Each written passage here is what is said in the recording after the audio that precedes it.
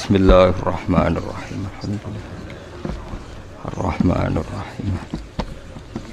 Surah Khairil Muhdubi alaihim waladhdallin. Terus niki napa niati nggih dawuhe Mu'adz bin Jabal niku ta'alu bina nu'min sa'atan. Terus Mu'adz bin Jabal teng riwayat Bukhari sering dawuh, ayo rene moro aku, ayo do iman bareng-bareng. Dados ngaji kados ngeten iki termasuk nambahin apa? Iman. Begini, dalam usul fikih yang mainstream itu kan ada hukum wajib, haram, ya makruh, terus macam-macam lah.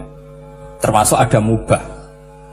Mubah itu boleh dilakukan, boleh ditinggalkan. Dalam ilmu usul fikih sebetulnya definisi mubah boleh dilakukan, boleh ditinggalkan itu salah. Karena begini, setiap Anda melakukan sesuatu yang mubah, pasti di saat itu meninggalkan sesuatu yang haram. Saya ulang lagi ya. Ithma min mubahin illa wa yatahaqqaqu bihi tarku haramimma. Semua teks di lubul usul seperti itu. Memang saya hafalkan karena ini cara saya jadi wali yang mudah murah. Ithma min mubahin illa wa yatahaqqaqu bihi tarku haramimma. Fayatahaqqaqu bisukun tarkul qatli wa bisukut tarkul qadzaf. Terus beliau membuat sekian contoh. Hukum mubah itu kata ulama yang lain kan boleh dilakukan, boleh ditinggal. Itu tidak benar. Mubah itu ya wajib. Karena setiap kita melakukan mubah, maka saat itu berarti kita meninggalkan barang haram. Coba orang tidur artinya apa? Tidak zina, tidak maling, tidak selingkuh, tidak mabuk. Sampean di pondok nikmati jagungan, rokokan, ngopi. Artinya nikmati rokok, nikmati kopi. Tidak menikmati tontonan di bar. Makanya kita berharap malaikat itu belajar usul fikih sehingga ketika kita rokok di pondok dilihat hada taroka melihat bar, wahada taroka melihat dangdutan, wahada. Jangan sampai malaikat bilang dasar kere rakra delok. Itu repot kalau sampai begitu. Nah, kalau mubah itu artinya tarkul haram. Tarkul haram itu wajib apa sunat? Wajib kan? Berarti setiap orang melakukan mubah hakikatnya melakukan wajib, dan itu artinya dapat pahala. Salah sampean ngajine ra khatam, dadi nglakoni mubah ku mengira tetep mubah. Maka berbahagialah orang yang ngajinya khatam. Makanya setahu saya kiai-kiai Mbah Mun ya sering guyon. Setahu saya Mbah Mun kalau ketemu Mbah Mun ya guyon terus. Guyonnya ini adalah wa minal qutbi kata Imam Ghazali. Qutbu hadaddin al-istildad bil mubahat. Poros agama ini pada akhirnya adalah nikmati sesuatu yang dibolehkan Allah Subhanahu. Orang itu kalau fasik, mau makan siang aja kalau gak ditemani perempuan cantik gak bisa makan. Mau jalan-jalan kalau gak ditemani perempuan cantik gak bisa jalan-jalan. Kalau kiai-kiai itu enggak. Gojlok-gojlokan gue seneng era karuan. Dulu terkenalnya Kiai Bisri, Kiai diundang katanya mau ada menteri. Ternyata menterinya ya beliau tidak masak andok di sini. Karena maknanya menteri itu pembantu presiden. Semua kita adalah bantu presiden terlaksananya kedamaian itu. Loh iya kan? Saya berkali-kali ngomong di mana-mana. Apa artinya menteri pertanian kalau kita tidak nanam padi? Mbok pinternya kayak apa tetap gak ada ketahanan pangan. Sekarang menjadi ketahanan pangan itu rumusnya menteri apa karena petani mau nanam padi? Itu hakikatnya membantu presiden dalam ketahanan pangan. Cuma petani lebih keren karena tidak butuh digaji. Kalau menteri ya keren tapi kurang keren karena masih dapat apa? Gaji. Akeh tunggale lan mikir untuk gaji. Nah petani ndak mikir nggak dapat gaji. Oh, itu keren. Selalu rakyat lebih keren dibanding pejabatnya. Memang gitu aturannya begitu. Aturannya begitu. Kamu saja yang kurang syukur. Jadi rakyat tuh geremong, enak jadi menteri. Ya sudah itu hak kamu. Tapi saya tidak berpikir seperti itu. Maka saya ulang lagi ya. Kenapa saya ngomong seperti ini? Supaya tadi saya sudah bilang, saya sudah nggak menang dalam suara, harus menang dalam logika. Karena ini audisi, ini audisi. Di kabar Mbah Mus nanti yang menang siapa tidak tahu. Tadi Pak Mu'adz, sekarang saya, kemarin Gus Zubur nggak tahu saya. Nanti masuk nominasi apa nggak tahu. Begini. Kalau artinya fi'lul mubah itu tarkul haram, saya ulang lagi. Kalau fi'lul mubah itu artinya tarkul, maka mubah ini spesial, spesialnya. Sehingga Allah kadang ngendikan sederhana sekali. Wa min ayatihi manamukum billaili wan nahar. Termasuk ayatnya Allah adalah kamu ditakdir tidur malam hari maupun siang hari. Kalau kamu nggak malam hari, subuh hari, pagi hari, siang hari. Kenapa dihitung wamin ayati? Sekarang kalau ada pakar medis, pakar kesehatan bilang ini kalau kurang istirahat mati, kalau kurang istirahat jantungan. Berarti tidur adalah menghilangkan penyakit jantung. Obat paling mandi dengan orang rutin tidurnya itu masih mandi orang rutin tidur. Kamu beli obat harganya 1 miliar tapi gak pernah tidur 3 hari, tetap taqabbalallahu minna minkum taqabbal ya karim. Maka yang penting itu obatnya apa tidurnya? Tidurnya yang dibantu obat. Tapi kalau obat tok gak dibantu tidur, masih sakit. Berarti penting mana tidur sama obat? Karena penting tidur wa min ayatihi. Orang kayak sampean sering delok YouTube, delok gambar macam-macam. Barokah mana dengan tidur? Wong nak melek mripate delok macam-macam. Barokah tidur. Jadi tidur adalah perlawanan terhadap keinginan melakukan haraman. Ya saya ulang lagi, tidur itu adalah perlawanan terhadap keinginan melakukan keharaman. Jadi kalau mau tidur nyata gini, ya Allah siap tidak berangan-angan tentang maksiat terus tidur. Oh itu wa min ayatihi. Jangan kok gak di duit terus ngombe sing akeh ben iso ngantuk. Wah ini tidur yang untuk melawan kemiskinan. Supaya lupa utangnya tidur, lupa kasusnya itu udah akan jadi wali seperti itu. Kalau jadi wali tak gugat itu. Nah, sehingga karena mubah itu tarkul haram, Allah itu sering menghitung ibadah yang super itu halal mubah. Misalnya Allah ngendikan kulu washrobu, kamu harus makan. Sekarang gini, jaga kesehatan itu wajib enggak? Wajib. Kalau saya tidak sehat tidak bisa ngaji di sini. Apalagi Bang Mus kalau nggak sehat ditunggu orang se-Indonesia fatwa.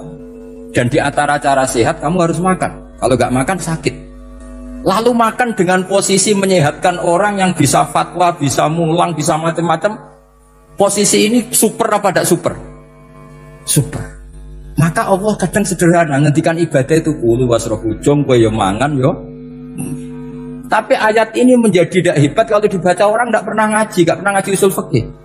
Pangeran piye toh dirimo ngongkon mangan kowe dikongkokno kulu. Wis ora usah ngono ya wis mangan. Rusak Quran kena makna niku rusak.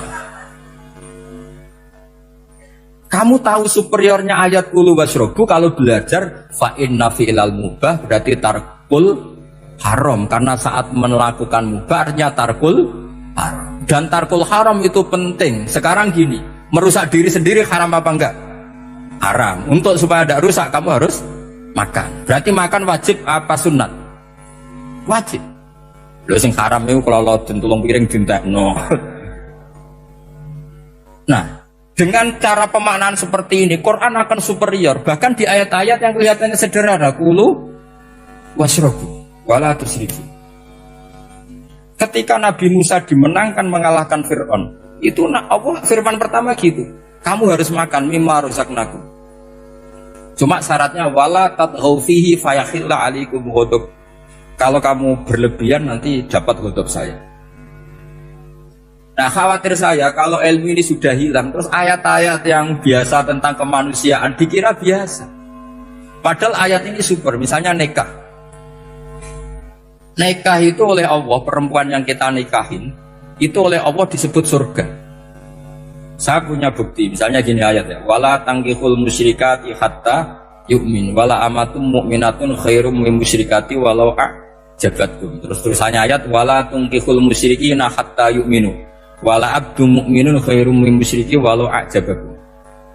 Terusannya ayat ulaika yad'una ilan nar. Para musyrikah yang ingin kamu nikahi karena mereka non muslim atau kafirah atau musyrikah itu hanya mengajak kamu masuk neraka. Maksudnya ngajak itu kan bisa saja kamu tertarik perempuan tadi sampai kompromi merubah akidah kamu. Terusannya ayat wallahu yad'u ilal jannah. Harusnya dengan berpandingan kamu jangan menikahi musyrikah. Logika perbandingannya kan wa yad'u ila nikahil mu'minah. Saya ulang lagi, harusnya muqabalahnya kan wa yad'u ila nikahil mu'minah. Allah mengajak kamu supaya menikahi mu'minah. Tapi kata mukminah sama Allah diganti wa yad'u ilal jannah. Allah mengajak kamu masuk surga. Ila nikahil mu'minah.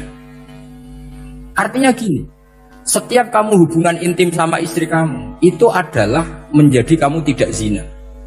Jadi kalau kamu tidak zina, barokahnya istri kamu ini penopang kamu masuk surga.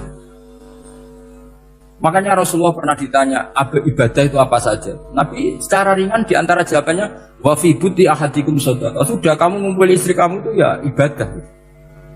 Terus kata sahabat-sahabat, ya Rasulullah ayati ahaduna syahwatahu wa walahu ajrun. Yang benar saja Rasulullah, masa urusan itu dapat pahala? Nabi jawabannya ya enteng, alaysa lawaduha fi haramin aka'ana ali wisrun. Kalau dia salah yang dikeloni kan ya dosa. Berarti kalau ngeloni yang benar juga pahala. Berarti istri kamu itu jannah surga. Cuma jannah yang agak aneh karena rewel itu agak aneh. Jadi itu jannah yang agak aneh. Maka supaya jannah ini tidak aneh, kata Rasulullah itu cara bersuami istri itu, kata Rasulullah, halla jariyatan tula ibuka wa tula ibuka. Sebagian riwayat, halla jariyatan tudhahikuha wa tudhahikuka. Kamu cari perempuan yang gampang guyon, gampang rileks. Mula abah itu rileks, mudhahaka ya rileks. Saya berkali-kali cerita, saya ini termasuk orang yang nggak pernah diskusi penting sama istri saya. Karena takut tegang. Biasanya kalau tegang itu yang suaminya kalah. Jadi saya itu gak pernah diskusi penting. Saya kemarin mau ke Pasuruan ya, mau ke Peloso itu ditanya mau kemana? Ya gak tahu. Terus pulangnya kapan? Ya gak tahu. Wong kok roh-rohan. Ya saya senang saja. Enggak roh itu artinya kan bodoh. Orang bodoh itu enggak mukallaf, artinya enggak dosa kata saya. Jadi saya ngambil hikmahnya saja. Karena ditakoki kok jawabannya ora jelas. Ora jelas itu misteri. Memang dunia itu penuh misteri. Pokoknya tak itu. Pokoknya yang kira-kira itu jadi tidak penting. Rasulullah itu kalau debat sama istrinya ya milah gitu, milah mula abba mudhahaka. Saya punya sekian cerita betapa Rasulullah itu rileks ngadepin cemburu-cemburunan. Sayyidah Khadijah tentu orang yang super bagi Rasulullah. Sampai ketika adiknya Sayyidah Khadijah, kalau nggak salah namanya itu Halah itu, kalau datang itu Rasulullah itu menjamu karena mengingatkan suara Khadijah. Kalau muji Khadijah itu sudah langit Rasulullah. Sehingga Aisyah itu cemburu. Bagaimana anda selalu muji Khadijah? Waqad abdalakallahu khairan minha. Allah mengganti yang lebih cantik ketimbang Khadijah dan lebih muda. Maksudnya Aisyah. Kenapa masih muji yang sudah meninggal? Tua lagi kan. Gantian Sayyidah Fatimah yang tersinggung karena ibunya ditua-tuakan. Itu ketika Fatimah cemburu, mangkelnya sama Sayyidah Aisyah. Mangkel manusiawi lah. Gak usah kamu jadi Syiah terus benci Aisyah itu. Karena kalau kamu jadi benci Aisyah berarti kamu nganggap Aisyah itu salah. Dan itu efeknya di Rasulullah. Berarti Rasulullah milih istri yang salah. Makanya kita ini madzhabnya ahli sunnah. Abu Bakar tidak mal'un. Kenapa tidak mal'un? Kalau kamu bilang Abu Bakar mal'un berarti Rasulullah salah pilih teman. Umar tidak mal'un karena Rasulullah pasti milih teman yang benar. Begitu juga milih istri yang benar. Dalilnya tidak usah jauh-jauh. At-thayyibatu lit-thayyibi.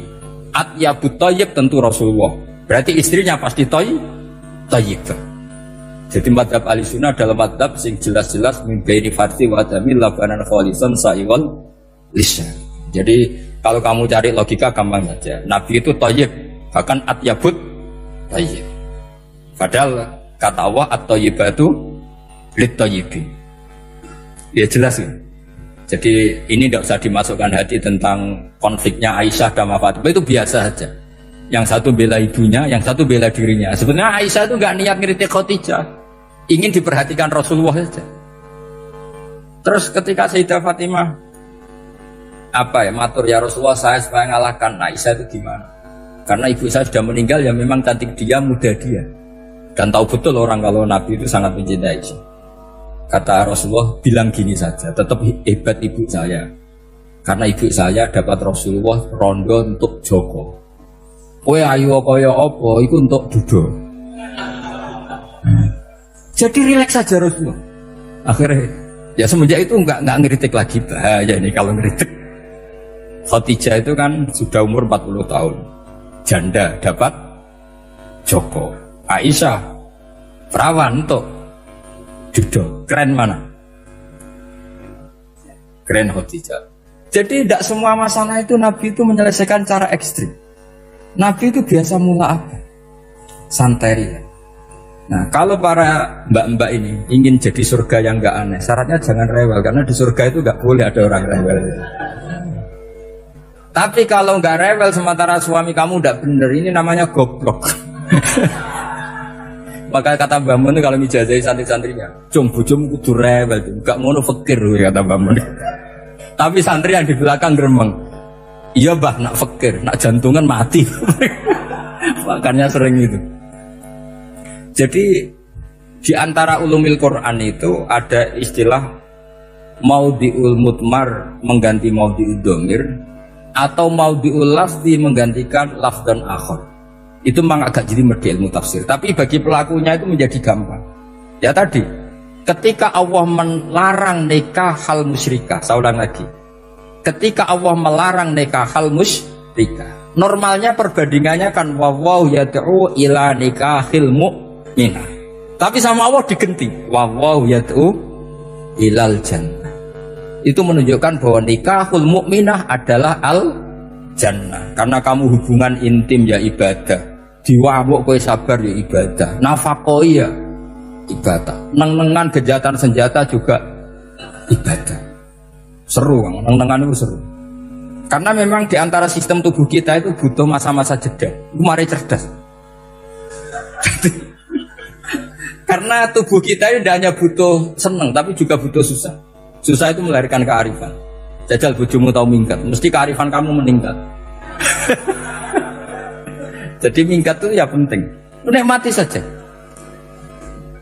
Loh, ini saya nggak ngajari keburukan. Memang seperti itu. Nah, saya berharap ilmu usul fikih ini tidak boleh hilang. Karena dengan ilmu usul fikih kita tahu mubah adalah tarkul haram dan tarkul haram adalah wajib. Maka Allah sering sekali membicarakan sesuatu yang mubah itu superior. Kayak tadi wa min ayatihi manamukum billaili wan. Nah, termasuk ayatnya Allah adalah kami itu tidur. Cara berpikir tadi, kalau saya tidak tidur sakit, kalau sakit habis biaya banyak. Sementara tidur hanya butuh seperti ini. Betapa baiknya Allah dengan tidur bisa menjaga kesehatan yang kalau tidak dijaga berbiaya tinggi. Berarti hadan naumul ibadah. Terus ulama bilang tidur itu ibadah kalau niatnya litaqawi alal ibadah. Tapi nak wae blojo turu lah itu sing masalah. Tapi tentu ilmu itu ada pembanding. Sekarang ketika kamu tidur itu tarkul wajib apa tarkul haram, lah itu masalahnya. Seringnya kamu itu tarkul wajib. Wae mulang turu. Wae ngantor wong kerja turu. Lah itu tarkul haram atau tarkul wajib?